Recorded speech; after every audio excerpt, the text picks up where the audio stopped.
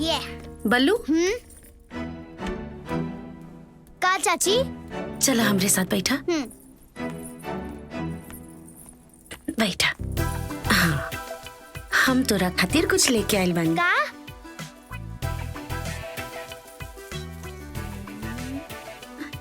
Chocolates. वाह, तोरा के चॉकलेट्स बहुत पसंद बा ना? बहुत ज्यादा।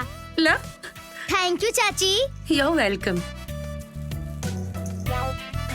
बल्लू, हम सुन ले बानी तोरा के लूडो भी बहुत पसंद बा। हाँ। तैला। लेकिन चाची केहू भी हमरा साथे ना खेलेला। अरे तो हम खेलब ना। अरे तब तो बहुत मजा आई। अभी खेला ना। चला। ये कौन कलर चाहिए तोरा के? पीला वाला। चाची पहले हम खेलम। ला। अच्छा बल्लू, एगो बात पूछी? पूछा चाची। लेकिन पहले तू हमार कसम खा के बोला कि एकदम सच बोलबा, झूठ ना बोलबा। चाची हम झूठ ना बोलेनी और तहरा से तब बिल्कुल झूठ ना बोलम। तोरा चाचा के शादी से पहले कोनो गर्लफ्रेंड रहे का? अरे ओकरे चक्कर में तो हमरा भोरे भोरे स्कूले जाए के पड़ेला। तोहार गर्लफ्रेंड ना, तोरा चाचा के। अरे उनके बारे में बताओ तानी। चाचा रोज हमरा के जबरदस्ती स्कूले ले जाले ताकि वो शिक्षा मैडम से मिल सके। और हाँ, हमार शिक्षा मैडम भी चाचा के खूब पसंद करेली। चाची खेला।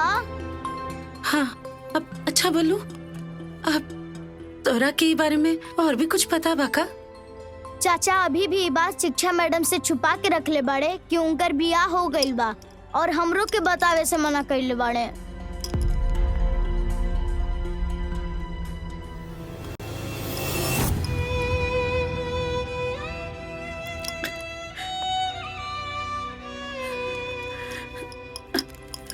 बल्लू, हाँ हम तोरा शिक्षा मैडम के देखल चाहतनी।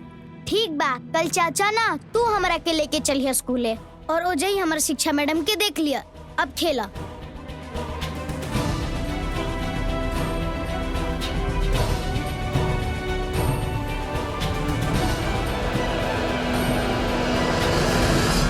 शिक्षा, हमरा के तोहरा से कोनो बात नहीं करे के। का भइल? तारा कारण हमर पूरा दिन खराब हो गए। कहाँ रहला तू?